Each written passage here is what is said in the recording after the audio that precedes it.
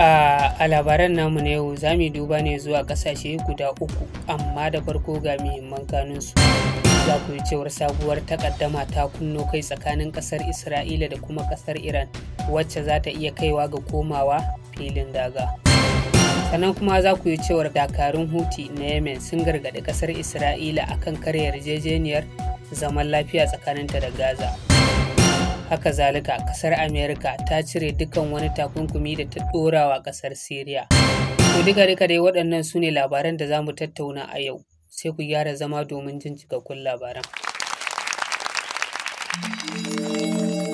Jaridar New York Times ta rawaito cewar ƙasar Iran da ƙasar Isra'ila na iya komawa cikin yaƙi tsundum duba da yanayin shirye-shiryen da ƙasashen guda biyu suke yi na farmakar juna. Sai dai jaridar ta rawaito cewar a yanzu haka ƙasar Iran ta kai matakin da za ta iya harba makamai masu linzami 2000 a lokaci guda, saɓanin 500 da ta harba a lokacin yaƙin kwana 12.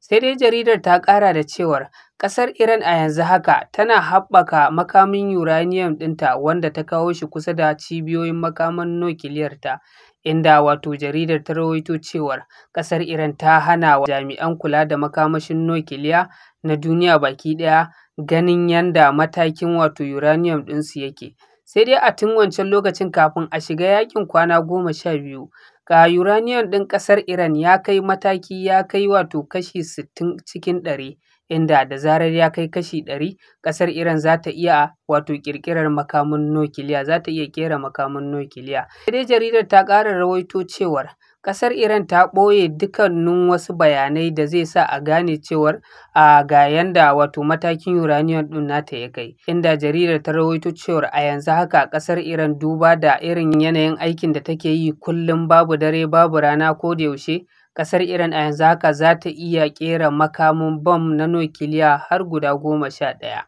Sai dai wannan kalamai sun zo ne kwanaki kaɗan bayan ziyarar wato ministan harkokin wajen ƙasar Iran cibiyar makamin nukiliyar ƙasar Iran ɗin. Abbas Araghchi ya bayyana cewar ko ma me ƙasashen yamma za su a ƙarshe dole su amince da ƙasar Iran a matsayin cibiyar sarrafa makamin nukiliya.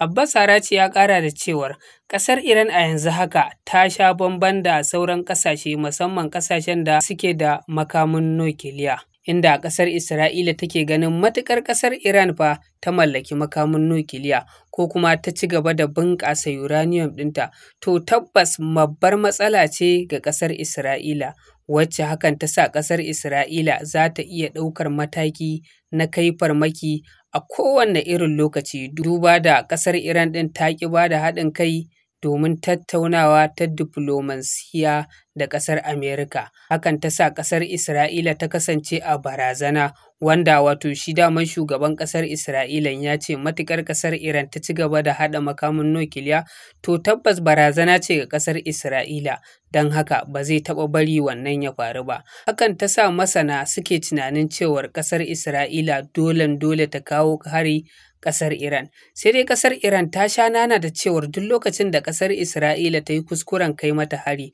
to tabbas ƙasar Isra'ila za ta kwashi kashinta a hannu, ba ma ƙasar Isra'ila kawai ba, har da uwar gijinta wato ƙasar Amerika. Jami'an Houthi na Yemen sun bayyana cewar matuƙar ƙasar Isra'ila ta yi sanadiyyar karyewar yarjejeniyar zaman lafiya tsakaninta da ƙasar Gaza, matuƙar idan ta ci gaba da kai hare-hare wato zirin Gaza, to tabbas dakarun Houthi na ƙasar Yemen za su dawo da hare-harensu a kan ƙasar Isra'ila, wanda suka bayyana cewar ƙasar Isra'ila da zarar ta yi kuskuren ci gaba da kai hare-hare zirin Gaza, to tabbas su kuma za su yi amfani da wannan damar, inda daman sun tsagaita wuta ne sun daina kai farmake-farmaken su ƙasar Isra'ila saboda wannan yarjejeniyar, amma yanzu sun gargaɗi ƙasar Isra'ila ta bi a hankali da wannan yarjejeniyar da take tsakanin ƙasar Isra'ilan da kuma Hamas. Inda ta bayyana cewar duk lokacin da ƙasar Isra'ila ta kai farmaki, to tabbas ita ma wato ƙasar Houthi, dakarun Houthi na Yemen za su dawo da farmake-farmakensu ƙasar Isra'ila.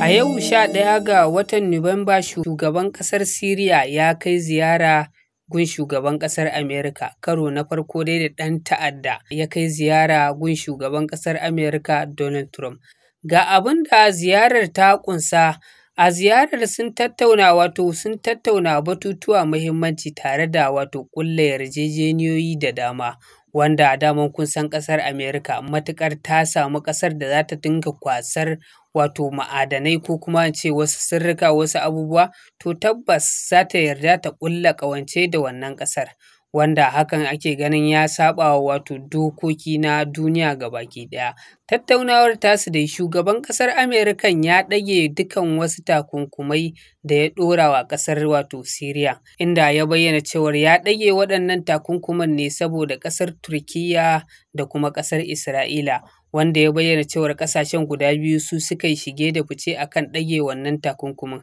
inda shugaban ƙasar Amerikan ya bayyana cewar shugaban ƙasar Siriya mutum ne jajirtacce wanda zai iya ciyar da ƙasa gaba, inda shugaban ƙasar Amerikan suka ƙulla yarjejeniya da shi da shugaban ƙasar Siriya.